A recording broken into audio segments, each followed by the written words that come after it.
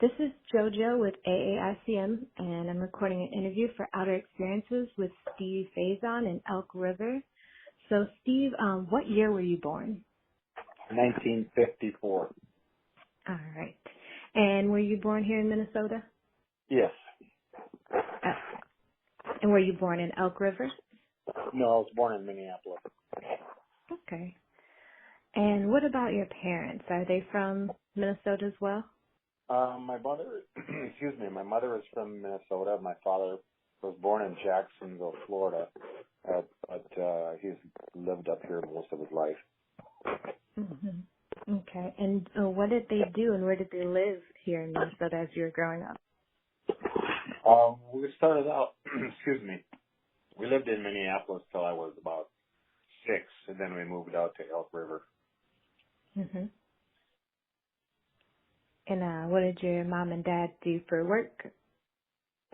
Mom was kind of all around. She did a lot, mostly cooking for group homes and for being a seamstress. And my father was a tailor, and he worked at Dayton's in Minneapolis at men's alterations. Oh, okay. So did he ever talk about his experience working at Dayton's? No, not really. Yeah. Trying to think. No, my dad was deaf, so he wasn't a big talker. Mhm. Okay.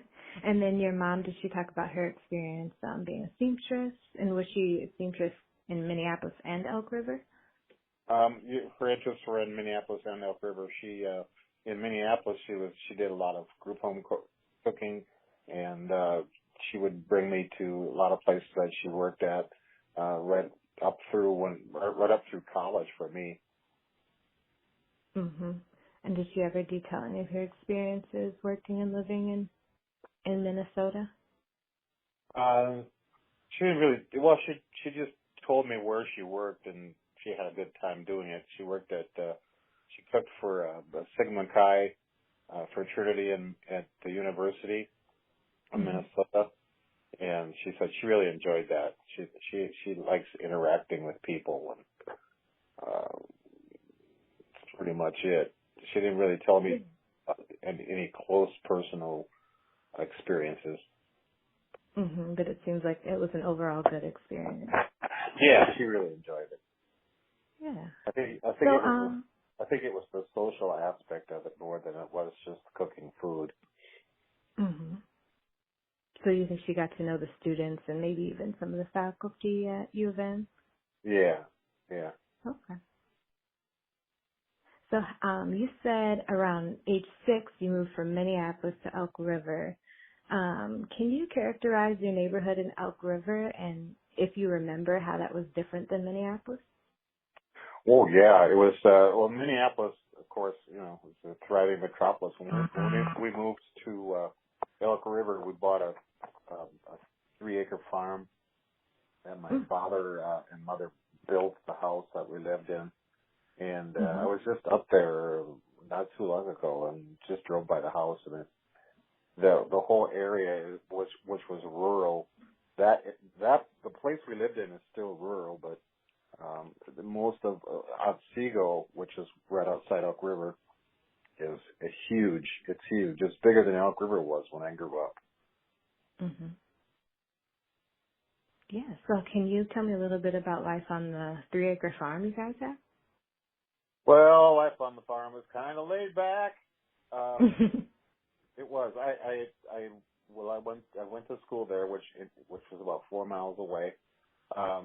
We had a cow, and we had some chickens, and we raised pigs, and we had a huge garden that we would every harvest season we would do all our harvesting and then drive to Minneapolis and drive to the housing projects and sell our stuff there, and that's where I made enough money to buy my first drum set.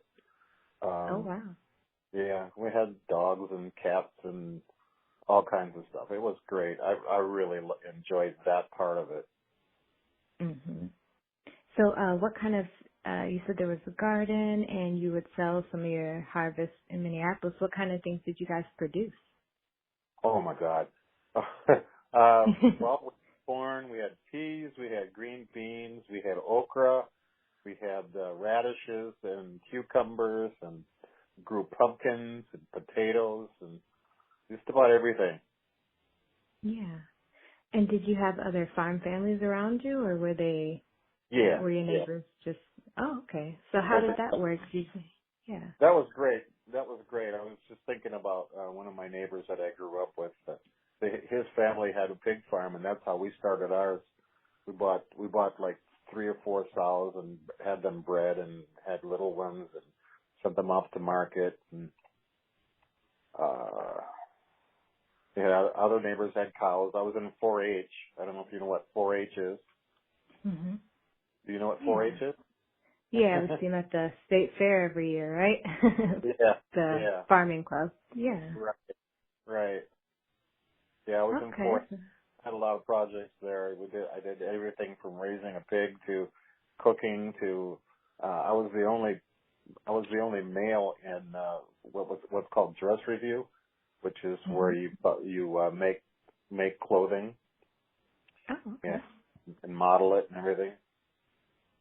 Mhm. I had a good time. I had a really good time doing that. Yeah. So did you do the dress review at the state fair any year? No, I didn't I didn't get to the state fair, but I did get a blue ribbon. Oh, cool. Okay. Yeah. So you said you described a little bit about your neighbors. Were there other black farming families, or was it just you No, guys? we were the only black people around throughout the whole school system, and Mhm. there was a family, I think it was the Nevilles, that lived not too far that we kind of got to know, but not really. Mhm. So you said you were born in '54. So did you spend most of your childhood on the farm in the '60s and '70s? Is that Yeah, right? yeah. Okay. And so what was that like, in Elk River being one of the only black farming families?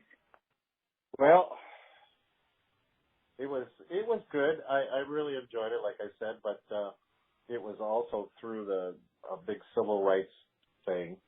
So when Mhm. Martin Luther King was shot and Kennedy was shot, and it was pretty tumultuous through that period of time. Mhm. Yeah. So what did it have an effect on Elk River, or do you think your neighbors maybe weren't as concerned with it?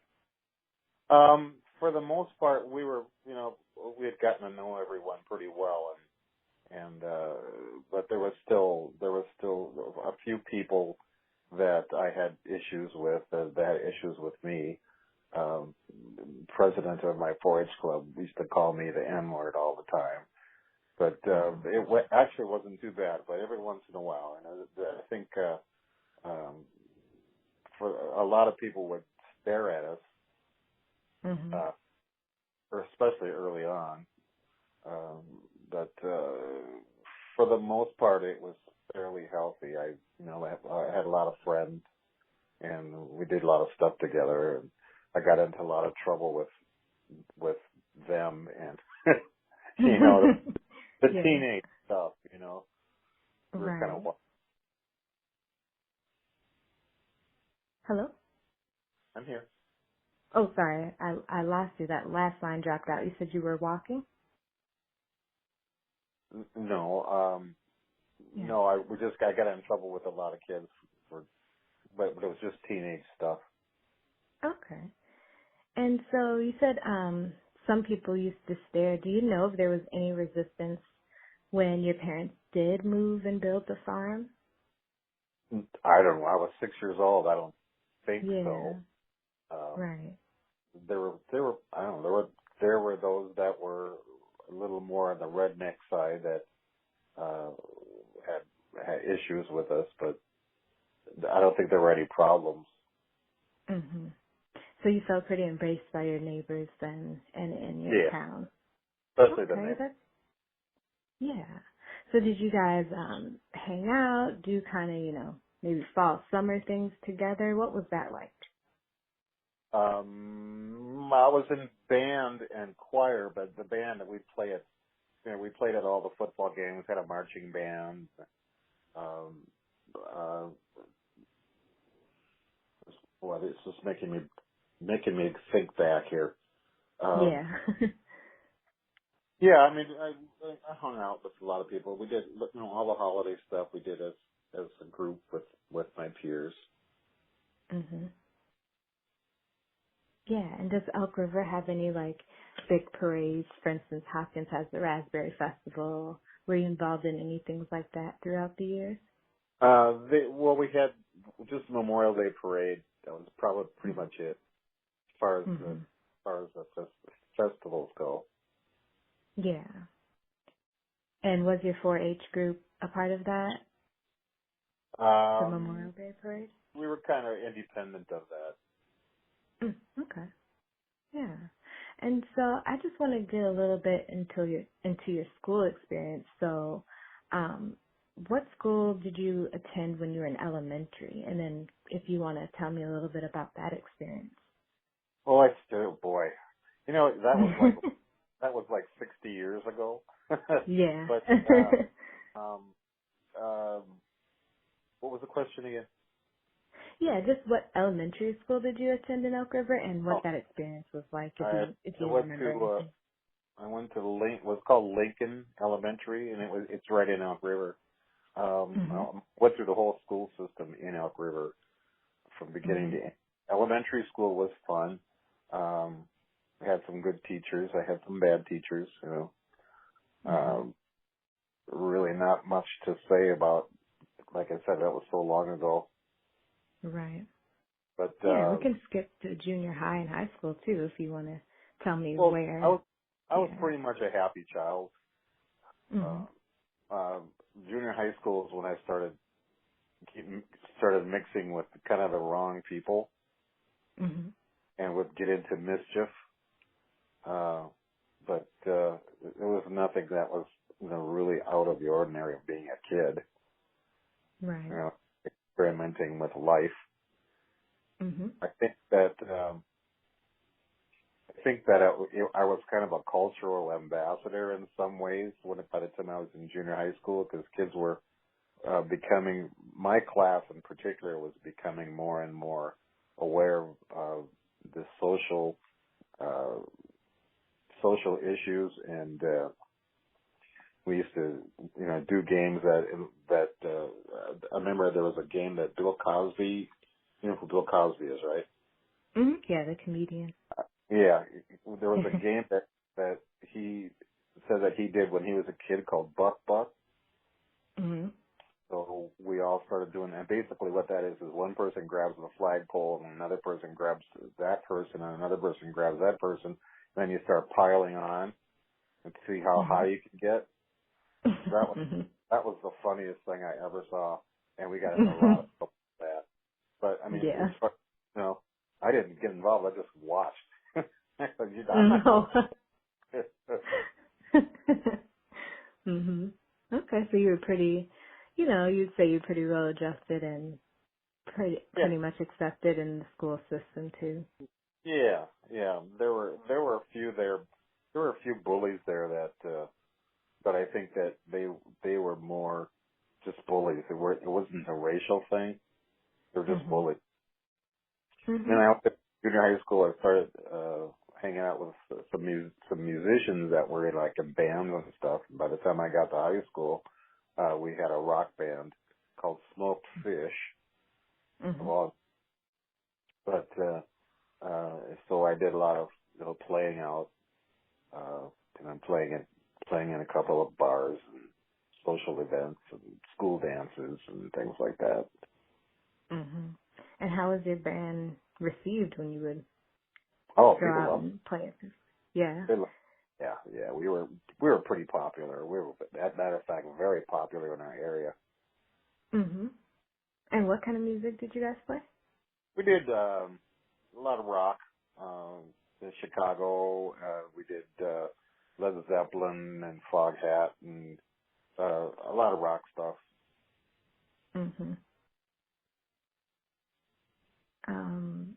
And then, so, are you still living in Elk River? Oh no, no, no. I left Okay. there. I left there after I went to college up in North Dakota, which was another Mhm. experience. Yeah. But I mean, that's pretty much the same thing. There were very few blacks there. Just a couple of guys on the football team were black, but that was it. Mhm. No, I left Elk River probably 73, 74, and I moved to the Twin Cities and started playing in bands down here. Mhm. How would you say people, and this can even be black people in the cities, responded to you, right? Because you grew up in this kind of rural, far off place. You know, you have our accent. Did people kind of treat you weird at all? Um, no, but back then, see, I don't know if you've seen any pictures of me, but I'm really light skinned and Mhm. I'm almost Caucasian skin color, Mhm. a little olive colored maybe. So I Mhm. had issues with, white people didn't know how to take me, and black people didn't know how to take me. So I was kind of independent. But playing music is, the universal language, and so that helped a lot as far as my social acceptance. Mhm. And But what I did, clubs did you play in? oh, Oh, I'm yeah, sorry. You can finish that all thought. all of them. And I still do. Yeah. So yeah, I've thousands. And then I moved to Reno, Nevada for a while and played out there, and then I moved to Atlantic City in New Jersey and played there and traveled. I was in a group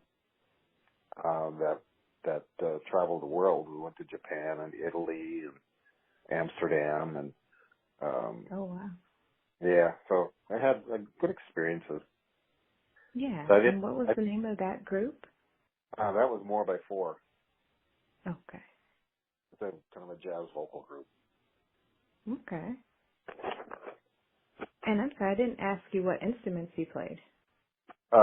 Back then it was primarily drums. I mean, I grew up playing drums and sang in the choir, but since Mhm. then I played, I play bass and guitar and keyboards and sing and play percussion and all kinds of stuff. But back then it was pretty much just drum set. Okay. So you had a lot of music experience in the Twin Cities. Can you kind of tell us about what that was like? Because, that was kind of an interesting time. And was that in the 70s or 80s? Or the 70s and 80s. Okay. But, yeah, it was pretty good. The groups I was in was mostly mixed. Mhm. It was either mixed or I was the only black person in the band. Mhm. Um, right up to this day. I'm working a group. I'm kind of retired right now with the COVID thing, but Right. the group was mixed. Um, there weren't a lot of. There was maybe two or three bands that were all black, and back in the '60s and '70s, and it just racially, I guess, wasn't acceptable. It was really hard to Mhm. get work if you were all black band. Right. There was definitely some racial issues going on. Mhm. So maybe promoters and club managers wouldn't hire people if they're playing an all black band. Right, right. Okay. Did you get any of that backlash? I know you said you were in kind of more mixed bands. No, it was okay if it was mixed. People did, Mhm. people didn't really bother us. Yeah. I'm really interested to kind of go back a little bit to Elk River and ask about, history classes, especially when you were growing up. Did your school ever touch on Black history or anything like that, or is that something you had to maybe find for yourself later? I wasn't, it was growing up there, I really didn't consider myself black or white, Mhm. and so I just kind of went with the flow. There wasn't a lot Right. of just your basic black history to talk in history class. Mhm. We talked about the slavery issues and stuff, and kids were curious and were asking me. I was like, I don't know. Right. Yeah, you're like, I That's wasn't born pretty then. much, yeah. Okay. So they would just ask you what you knew about it when the topic came up? Yeah, or what I thought about it. And, yeah. It's Mhm. like, oh, And wait, what what? was that conversation like? Um, it was, I was kind of ambivalent. I really didn't offer much as far as what my feelings were about it. And I don't really know what my feelings were about it. I just was taking everything with a grain of salt. I felt, I mean, I knew about the oppression, but there was really nothing positive in my life that would give me more knowledge or information about it. Mhm. So I just kind of went with the flow. Mhm. Okay. And did you ever feel unsafe in your town? Because then again, I know you said you pretty much had a good experience, but was there any time where you felt unsafe? Once in a while, yeah, there was, I remember we lived on this dirt road and, there's very rarely any traffic on that road.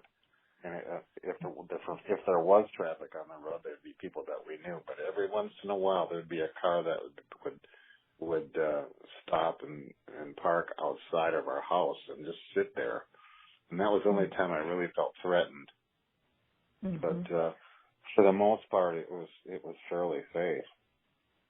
Yeah. And when did that happen? When you were younger or older with the cars parked outside? That was I think that was around the mid to late '60s because it was right around the time of the riots. Do you remember are you familiar with the riots in Minneapolis back in Mhm. '67? Yeah, the Plymouth Avenue Rebellion. Yep. Mhm. Yeah, my sister lived right a block away from Plymouth, and Oh. we actually drove in and crossed the lines and picked up my sister and her two daughters and drove them back out. They stayed with us in Elk River. Had a lot of Mhm. family come out to Elk River. Yeah. So tell me a little bit more about that. Did your sister talk about her experience witnessing the '67 unrest? Like I said, it was so long ago, I really don't remember. But Mhm. yeah, so I think they pretty much. I think she felt like she had to like get away from it, you know, Mhm. and really Yeah. talk about experience with it. And Mhm. they were fairly safe, but it was just my mom was so worried about them being like at ground zero that she wanted to Right. get there. Mhm. Yeah. So, just for the record, we have an interesting connection. My grandmother is your cousin, is that correct? Yep. Okay. So, yeah, do you want to get into a little family history? Like, do you know a bit about maybe even your grandparents' background? Were they born in Minnesota too? No. Well, my grandfather was from Florida, where Mhm. my dad was born, and my mom, my dad's side. I really don't know. I would like to know more about my family. As a matter of fact, I'm thinking about talking to your grandmother about her family history, and on my Mhm. mother's side and my father's side. Mhm. Shirley was on my dad's side.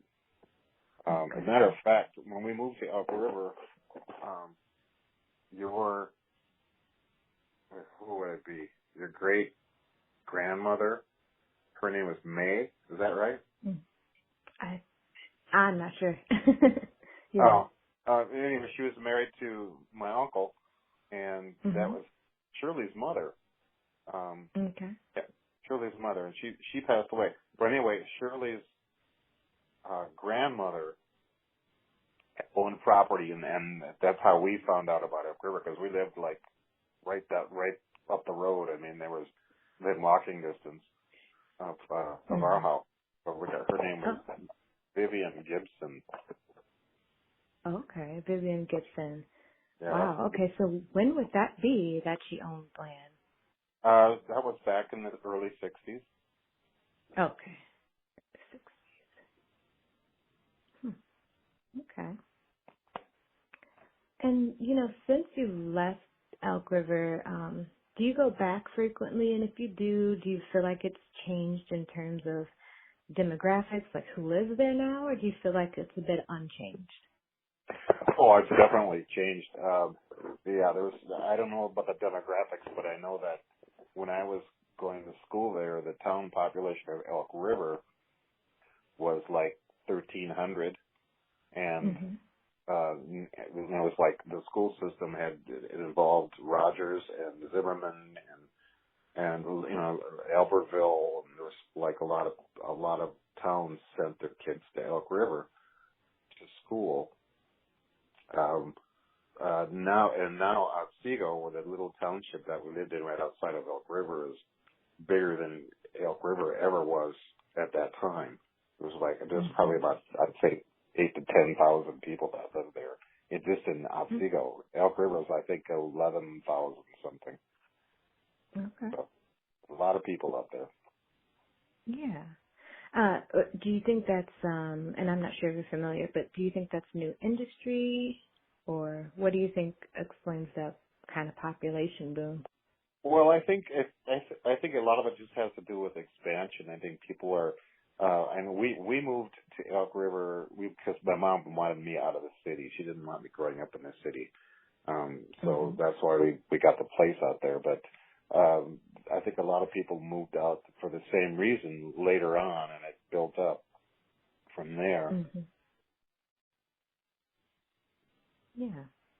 And then, do you know what kind of industry Elk River did have when you were there? So there's farming. Are there any other, maybe meatpacking or something like that? No, it was primarily agricultural. A lot of farm people. I can't really think of any. I mean, there were small businesses, and there was, I think, Elk River Concrete was pretty well known. But it was a whistle stop, it was a train stop for some people. But I'm trying to think. There was like a feed store that was right on the tracks that trains would come by and either drop off or pick up or whatever. Not really a big industry, just a lot of small businesses. Yeah. So then your parents really relied on the farm, right, for everything then? Well, we kind of did. I mean, my father passed away in '68, so that was I was like 13 or 14 years old at the time.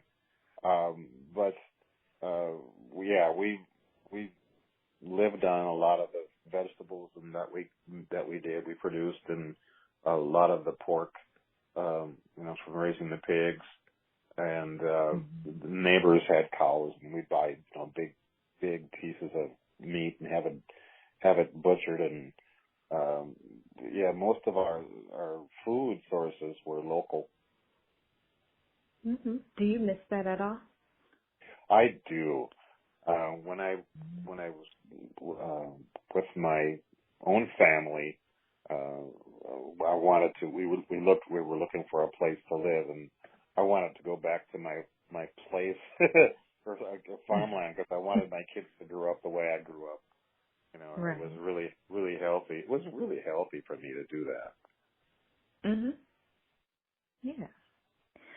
And I asked just because I'm sure you're aware, there's this new resurgence in, a black farming movement, and trying to get, reclaim land, but also just subsisting off land too. Do you see that happening in Minnesota, or, do you think Elk River would be a good place for that?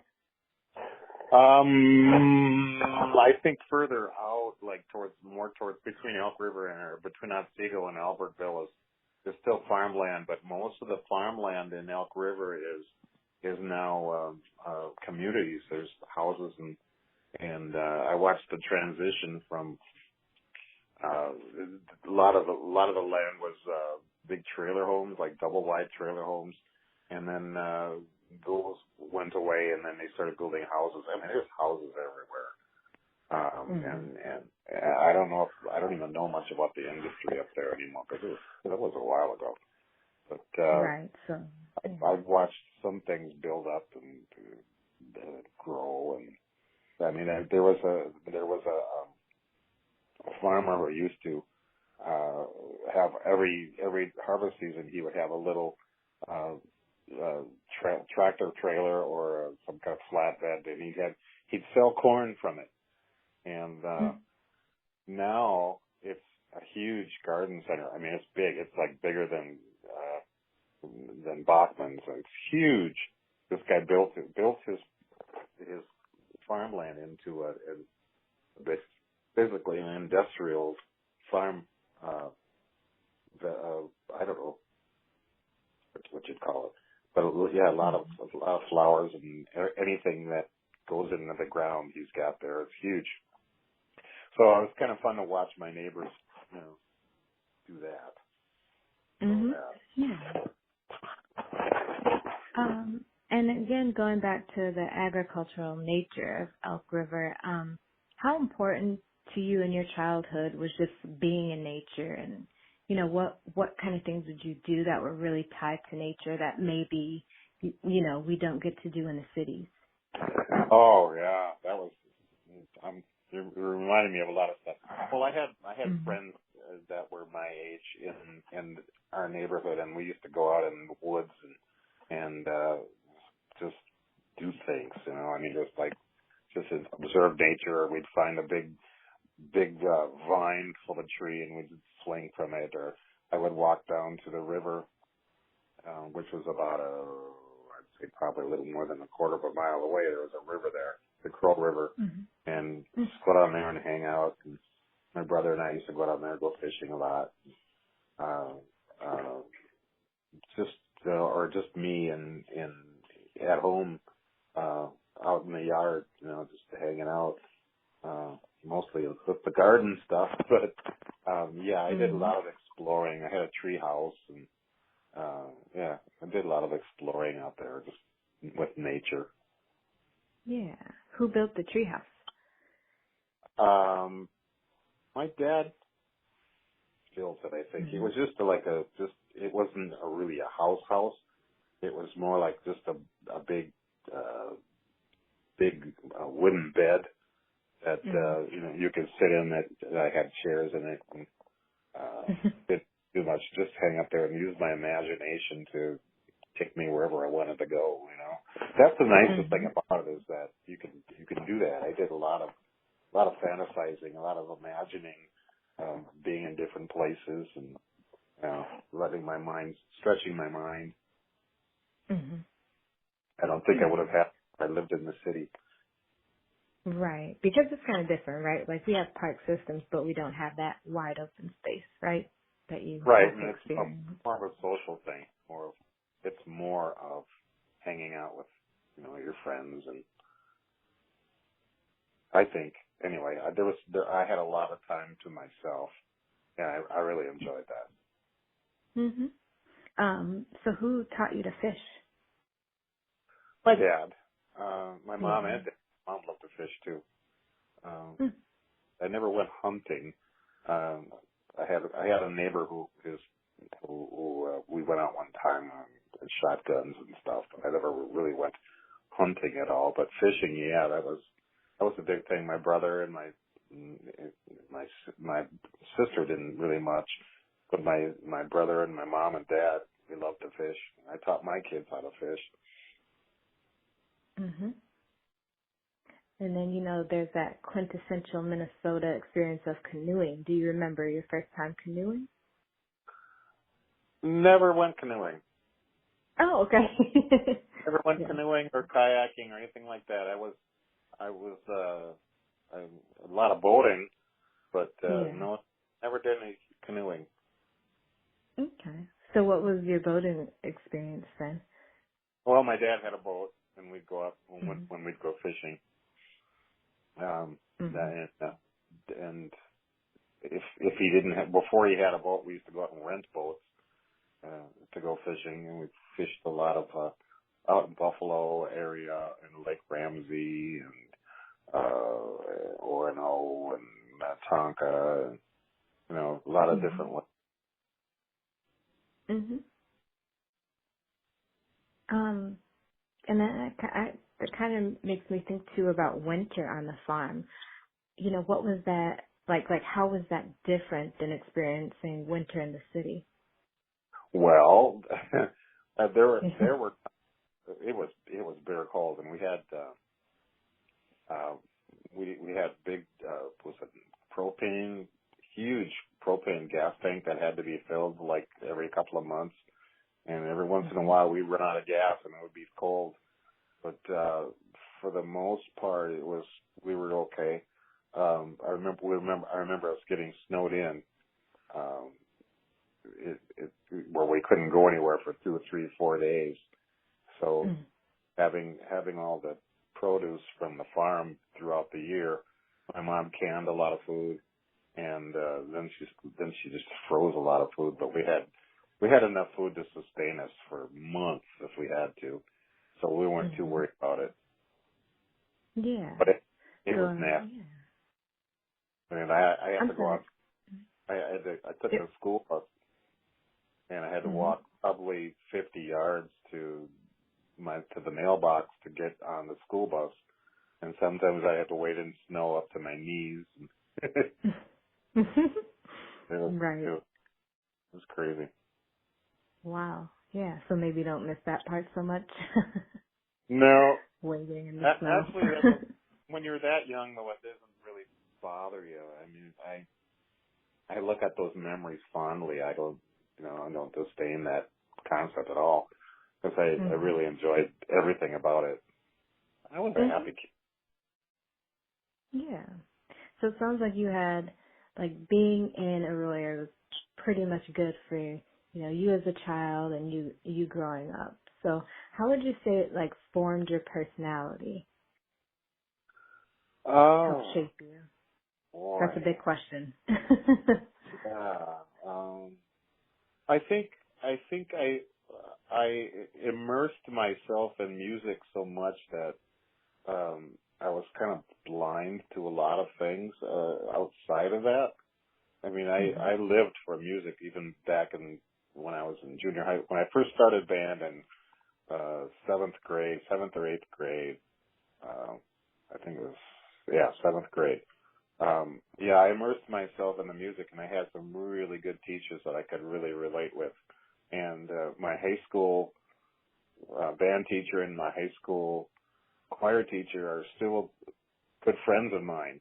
We get Mhm. together in a while, and I think that probably helped to form who I am more than anything else. Uh, that was your question, right? Mhm. Yeah. Yes. Okay. All Yeah. right. So, yeah.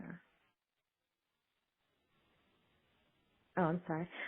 So, and kind of as my last question, what would you want anyone to know about growing up Black in Elk River? Or, just even in a rural place in general. We touched on it a little bit, but, anything you want to leave us with. Well, I think it's hard to say in today's terms what it would be like, but I think it's a good thing to know the country mouse attitude. It's a little slower paced than the city. I think it's more for me. It was the social aspect of it more than anything else. I think it was a little more passive. Um, Mhm. I have we have relatives in the cities that got in a lot of trouble, just from hanging out and being in gangs and whatever. And, including my brother and I think, not to name any names, but Shirley's brother, who pretty much, David. No. Oh, yeah, he and I were pretty close in age, and we butted heads a lot, but he's all right. Yeah. But I just think that just having the experience of being out in the open and this fresh air and